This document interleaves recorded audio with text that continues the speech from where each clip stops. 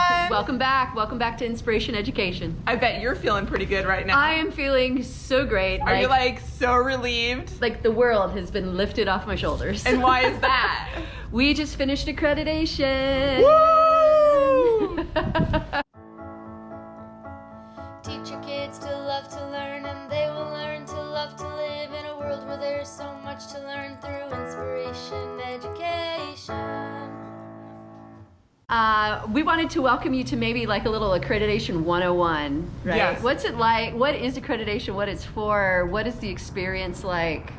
All those great things. So what is accreditation? Accreditation is this marvelous, magical process where schools and institutions like ours get it is not just schools, right? Because institutions have to go through a process where they get the opportunity to prove that they're doing what they say they are doing. Right. And notice I use this magical and wonderful process. I think the people at my school think I'm a little crazy because I like accreditation. That's like pretty down. Most people don't think that accreditation is a magical process. Right. I've been at our school for 30 years. This is the 5th time that I've been through an accreditation cycle. We do it every 5 years. And yes, it's grown on me. I got to admit, the very first year that I did it as a teacher, I was scared to death. Super overwhelmed. Super overwhelmed. Didn't know what to expect. Thought people were going to come in and audit me and critique me. Which is what I felt. Even though, and so we should let you know that, as an admin personnel at our school, you were the one that really had the bulk of the responsibility of the accreditation process this year. Whereas for me as a teacher, I just kind of rode on her coattails and did what I was told to do, just like every other teacher at the school. Right. And as many times as you were like, this is not going to be scary and so forth and so on, I think the majority of us were scared. Yeah. But in the long run, this is an interesting and pertinent question to this, is ultimately, did you feel comfortable and loved and valued and that you grew from the process? Oh my gosh, it actually was a really encouraging process. Yeah. I learned a lot through it. I got to sit on one of the boards, or panels, I guess you would call it. We'll talk about that, one of the standard areas. Yeah, one of the standard areas, and I learned a lot through that process, so I was grateful for that as well. And I didn't feel like I was being scrutinized. I felt like people were there to help me and our school to be the best that we can be. Right. So I appreciate that commentary, because one of my goals as an administrator, someone who, again, had been on the other side, not on the admin side, but more on the teacher side, it was a goal that everybody, it didn't matter whether it was a staff person, the janitor, a teacher, whoever that was involved in the process, felt comfortable, felt ultimately that they knew and understood the process, that they felt that it was valuable. I wanted everyone to feel comfortable with it. For me, the social emotional health of everybody on my school system matters to me, and so it was something that was really important to me. So and I do know I accomplished that. I don't have to hear from you, but I knew that from observation, but also from the anecdotal evidence of that. So thank you, I appreciate that. Yeah, you're welcome. That's what friends are for, right? No, not biased. She really did. Here's a 20. I'll pay you later. So accreditation is something that every institution has to go through. Desert goes through theirs every 5 years. Do all schools go through it every 5 years? No, they don't. So we are associated with ACSI, the Association of Christian Schools International. Because we are in Arizona, we go through it every 5 years. Schools in California, they go through it every 7 years. They're under the Western Association of School. I forget what the SC and the C is. We'll have to look it up. It's one of those. Anyway. WASC. So no, they don't go through it in the same amount of time. So every 5 years, the administration at a school, in our case, you and a group of other people, which I think right now we should mention Kara. So yes. So there's a number of behind-the-scenes players. So certainly there is a steering committee, which I was the chair on that, and comprised of your leadership team, your administrators, your admissions director, your heads of personnel and HR. And so Kara Irick is she wears multiple hats at her school, which a lot of Christian schools do. But she's the she's the executive assistant to the executive director, but also the head of HR. So because of those two things, she played an intimate role with me, huge role, as she helped to edit the self-study. So, and we'll talk more about what a self-study is. Yeah, so let's go through. So really, we want this episode to be a source of encouragement for other administrators and teachers out there that are getting ready to go through the process, and we'll explain the steps, but if maybe you're getting ready to come up on it, or maybe you just finished your accreditation and you're going to be working on the self-improvements that you've identified. On the continual school improvement plan. Yeah. I've got insights to that too. But we want this to just be a source of encouragement for you guys out there, for everyone, like I was saying, administrators or teachers, that it isn't this big, ugly, scary animal, that it really is supposed to be a process where it helps everyone involved to be the best that they can be. If you aspire to a growth mindset, you can go into that process with a healthy outlook on what it's about. You can even almost identify that as a love of learning. Amen. Right? Yeah, I mean, for sure. This whole YouTube channel is about a love of learning and lifetime learning. Yeah. And it's not always necessarily about whatever we teach in our content levels, That's right. or divisions, but it can also be about a love of learning how to be better and to do things better at your school. And accreditation is one of those big part things. of that. So, kind of the first steps you may wonder is, what do you have to do? You have to create a self-study. So it's a self-examination. Open up the hood on the car and take a look at that thing, right? And I don't know about all accreditation agencies or how they go about doing it, but you use a tool, right? This is you have to use a tool by which you're going to examine yourself. And for ACSI, it's been we're I think in our third cycle where we've used the same tool. Yes. What is the tool? Oh, okay. So it's you have standards. You have standards. You have a standard area, and you have indicators under those standards. And then for every indicator, there is a 4-point rubric for it. So you're examining yourself. You look at the indicator, what it says, and then you measure. You self-assess using the rubric where you fall. Can you list for us what those standards are? The standard areas? Yes. I sure can. Because you have been through this. I have. Area 1 would be your mission and your vision. Okay. So basically mission, vision, and what your values are. So just to break that down even further for those of us out there that don't speak fluent accreditation, what you mean by that is step number 1 is to identify these different standards, and you're saying one of them is your mission and your vision of your school, and you literally as a team need to address the mission and the vision and make sure that it's congruent with what your school wants to be, the vision foundation for the future. It's a foundation, because everything you do should be reflect that mission and that vision. Kind of like an objective for the day in your classroom. You got it, exactly. If you don't have that, where are you at? Yeah, exactly. Nowhere. So everything that you do should be examined with the lens of your mission and your vision and your values. So you guys as admin, you identified a certain amount of people to look at the mission and the vision of the school to determine whether it should be revised or whatever, right? Well, actually, this is the cool part, is that every single employee is invited into the process.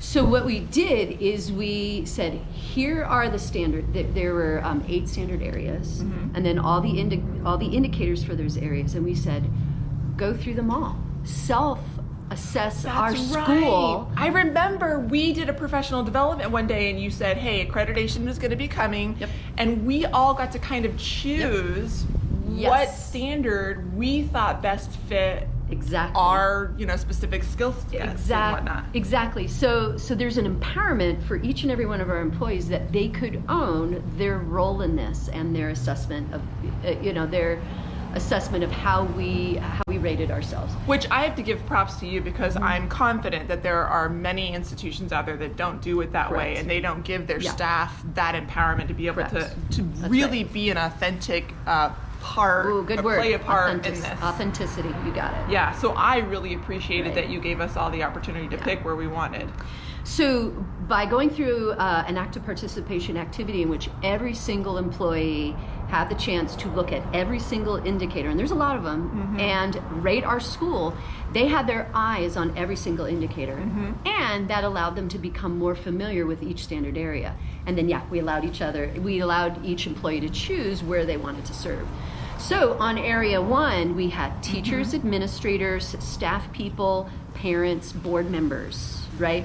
So a big team. And but it spanned the bridge of all different minds. All the stakeholders. Yeah, absolutely. Yeah. So what was standard number 2? Standard number 2 would be governance. Okay, so explain that. Governance. So, what's your hierarchical structure? Who's the top dog? You know, it looks at the strengths and the weaknesses of the board of trustees, your governing board. So almost like org chart. So it allows you to self-assess maybe the efficiency of your org chart, but it's deeper than that. Are you fiscally responsible? Do you have a good budget? Is your head of school, are they being evaluated appropriately? Gotcha. Yeah. So there's a lot of different facets to it. Okay. Number 3. Number 3 would be has to do with HR. Trying to remember the exact name of it. Was it like personnel? Yeah, personnel. Yeah. Okay. And then keep going. 4 would be facilities? No, that was would be later 6. on. That was 6. 4 rats. I'm trying to remember off the top of my head. Let's move on to 5. She was like, I don't need to look over any quick bullets really quick. I got this.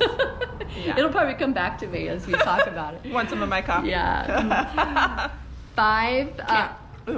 Can't share in these COVID days. Well, give me mine. Yes, no, ma'am. It's way over there. Oh, okay. 5 was standards. Okay, 4 is personnel. Oh, 4 was personnel. 4 was personnel. Okay. Yeah. See, coffee helped. Yeah, coffee helped. 5 is all about curriculum, instruction, assessment. And that's the one that I chose because it's huge. It was the indicators underneath it were the biggest, I think, of all of them, weren't they? But I love curriculum. Nerd alert. I love curriculum. And I wanted to take a deeper look at how our school was doing on that end and that kind of thing, and sit on that board and go through that. So that was fun for me. 6 would be facilities and safety. 7, discipleship, student,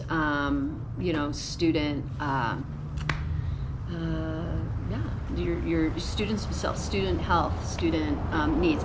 I just remembered area 4 was HR and personnel. Area 3 was home and student relations. Basically, your governs your special ed, your counseling, those sorts of things. Okay. 8 is your continual school improvement plan. So those were the folks that. And by continual school improvement, you mean what did you guys come up with for the previous accreditation, and what kind of strides did you make in accomplishing whatever needs that you saw that needed to be met? Yep. And then basically help to set the foundation for thinking about our next 5-year cycle and how we were going to look at school improvement. And so basically then, you let everyone know that accreditation was coming it wasn't a year out, maybe 6 months or so. Yeah. And then of course there were some delays because COVID hit and whatnot, but we had ample time then to do, like you were saying, we started with that active participation day, we started with the professional development where we did active participation as a staff and faculty, and we identified the areas that we wanted to serve on. And then rated the school on the indicators. We rated them kind of like a rubric. Exactly. And then did a lot of the writing. So each standard area had writing assignments that were then folded into the self-study. And of course that's a lot of where Kara came into play, was taking 8 different, large sections of writing and make it one cohesive document. Yeah. So, for example, something that I remember as I sat on the team for curriculum was we originally, all sat down individually and we used our own brain power to decide how we rated on different things under each of those indicators, and there was a long list of them, kind of like you have an anchor standard, and then there's all of the indicators underneath that. And then we came together after that and actually hashed out a particular indicator. We went through the whole thing, and it actually took a lot of time, but we broke it down into Wednesdays were our professional development days, and we actually sat together and we would do it on those days. So it wasn't like we had to spend an entire day on a Saturday to get this done. Oh, good point. Yeah, we folded it into the weekly schedule really well. Yeah. So one of the indicators maybe that we would have all discussed as a group and then had to come up with as a team, whether we agreed or disagreed and so forth, would be how well, so we have 2 campuses. We have pre-K to 6th grade pre-K to 8th grade on one campus, and then we have our high school campus. And one of the indicators was something along the lines of how well are the 2 campuses doing across curriculum or Great helping question, right? the 8th graders move into the 9th grade year and so forth. Yeah, that transition process. So that would have been, for example, one of the indicators under the standard curriculum. And then we would all have to, I had thoughts about that. The next person next to me had thoughts about that. And we all had to rate it on a rubric and come to some sort of agreement about it. And that was just for our standard. Mind you, there are 8. And then once we were all done, we had to then plop it on her desk and Kara's desk to put it all together. And then part of what they plopped on our desk is that each standard area had to come up with 3 commendations, 3 narratives about what we're doing really well. Yeah. And then 1 to 3 recommendations, potentials for change, and write that up as a narrative. Was that under each standard, or was that's okay? Because I do remember us doing that. So, what would you say was the greatest takeaway from this year's accreditation process? So, the greatest takeaway, a big one that we haven't mentioned yet, is that there's a visiting team. So, remember what I said. So, don't forget your question. So, remember what I said. You got to open up the hood on the car. And you're checking it out, you're doing a self-assessment. So you write up the self-study, but then you invite a visiting team to come in, and we have to remember that they are peers. They're not auditors. They are partners. They're collaborators. In our situation, they came from ACSI, but they would come from ACSI member schools. Okay. So they're not from the parent organization. They're from schools associated with ACSI and are familiar with this process. Like, for example, you have sat on a visiting team before at a sister, not a sister school, but another school that was a member of ACSI up in Phoenix, I think. Right? It was just north of Phoenix in a small town. Okay. North of Phoenix. So you're normal people like you and me and her. They are your peers. Yeah. They are your peers, and they are there for your best interest and want to encourage you and want to collaborate with you. Before I forget this, those of you who are going into accreditation, serve on a team. It was so valuable to go on the other side, on the visiting team side, and I had the privilege to do that before our visiting team came, and it was a game changer. It helped me to understand the entirety of the process and what the team was looking for and the rigor that they themselves are going to be put through. And so I knew how to make them comfortable, what they needed, how they could do their jobs better. So remember what I said at the beginning, that I wanted our staff to feel loved and taken care of and encouraged. Do the same thing for your team. It's a hard process for your team to go through. Make their lives easy by having a really well written and specific self-study, by giving them all the documentation that they need, by making their lives comfortable while they're there. Invite them to be a part of your family. So I learned that when the other school that I went to, I was so well taken care of and so honored, but they gave me everything that I needed in order to do my job. So like, for example, we won't mention any of the names of the schools, but can you give an example of how that self-care, can you give an example of how that self-study had been packaged neatly so that you could then assess whether they had done or not done according to what they wrote up. Right. So every stand. So the self-study is organized so that you read an overall narrative for the standard area, the ratings, right? That the ratings that they did, and then the commendations and recommendations, and then there's all the supporting documents that prove that to be true. You can't just say it, right? That's right. I forgot about the supporting documents. You have to supply supporting documents. But a key thing is that it needs to be succinct. It has to be concise. It just give measurable. Yes, and just give the important portions of a document. So, for example, you don't want to present your entire student handbook as an evidence for one thing when it's a paragraph in the student handbook. Right. I only want to be able to read, boom, what's right there in the student handbook that addresses that indicator. I don't want to have to flip through the entire student handbook to find the evidence that I need. Right. So that made your life much easier. Much easier. So, just to be very specific, let's say a school, they reported on their indicator that they met the safety needs of their school by making sure that there were AEDs available at X number of locations. That's measurable. Yep. It's written, and you can go and identify whether it was or not. I mean, that's like overly simplified, but just trying to give you an idea. And there's probably a policy and a procedure for checking the batteries in those things, right? A log on how often the batteries are changed out and so on. Right. So those are actually things that are very easy to document and to confirm. Right. And so the visiting team goes around. So again, right, you're inviting someone to look under the hood with you, like, well, this is what we think. What do you think? Yeah. And here's another really important thing. Be honest. Be transparent. Yeah. It's better for you to actually undersell yourself than to oversell yourself. It's better to say, we're probably not really meeting this indicator at all. And better for them to come in and be like, no, you're good, than to be self-deceived, I guess. It's maybe a way of saying it, like, oh, we're a 4, we exceed compliance, and they're like, oh, no. Well, I think that's a general rule of thumb in just life. Just be humble.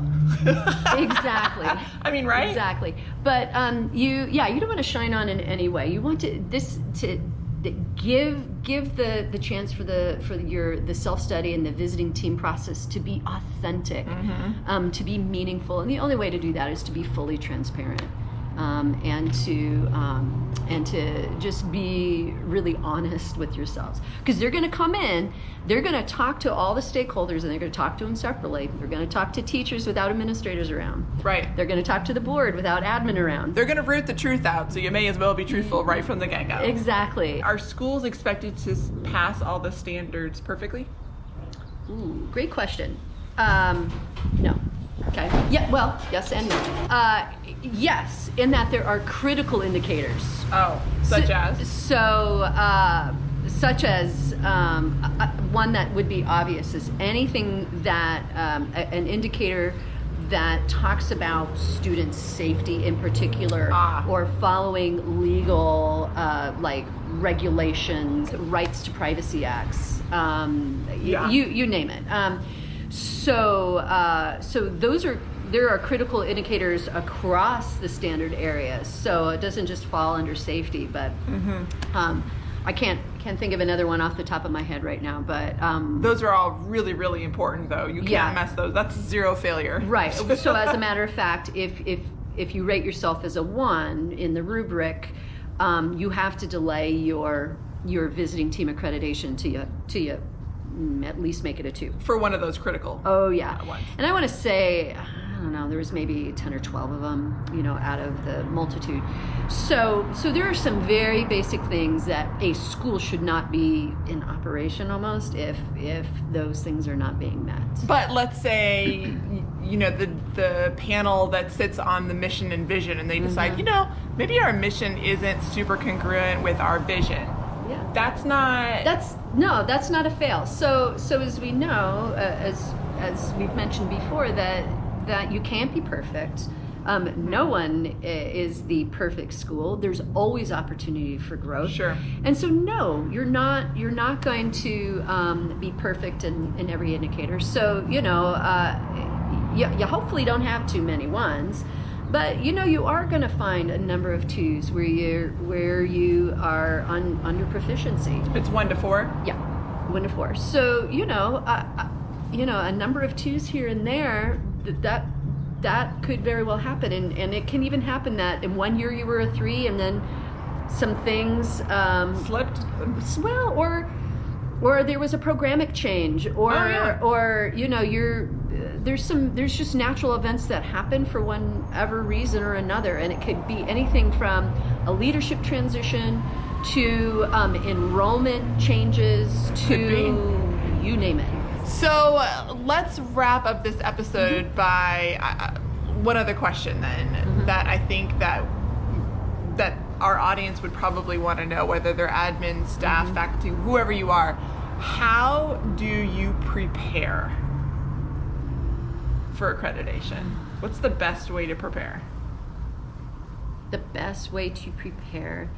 Your steering committee needs to be well versed in the standard areas and the indicators among them. So you got to be literate, if you will, about your tool that you're using. So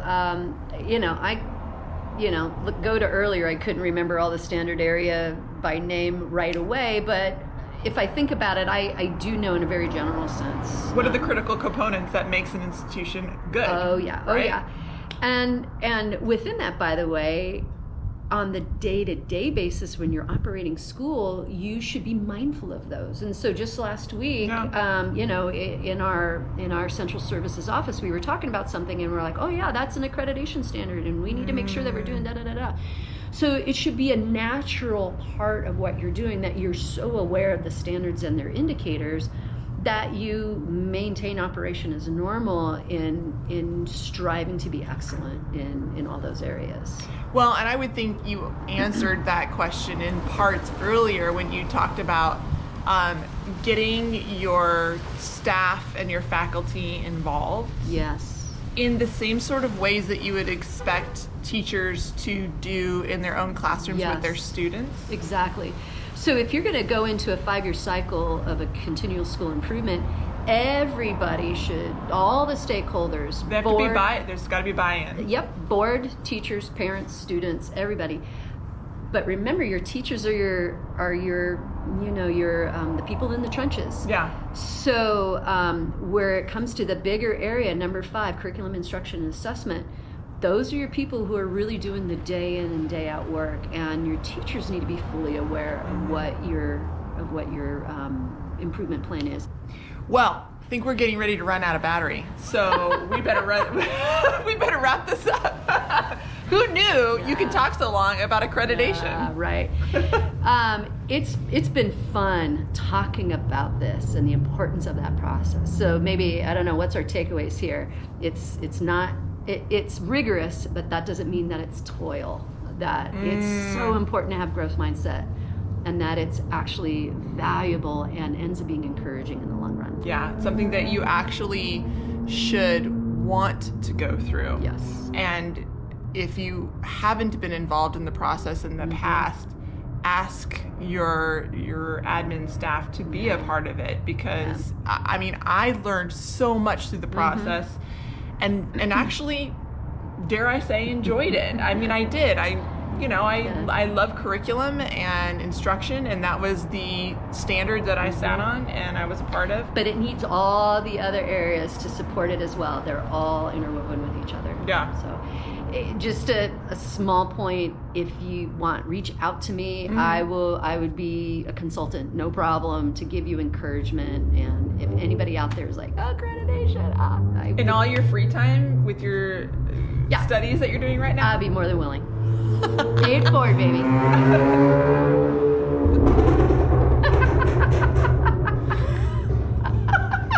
All right. Well, I think that's the end of this episode. Yeah. Thanks so much for joining us. 100%. Thank you. That's it from Inspiration Education. And be a lifelong learner. And we will see you next time. Right on. Bye. Bye.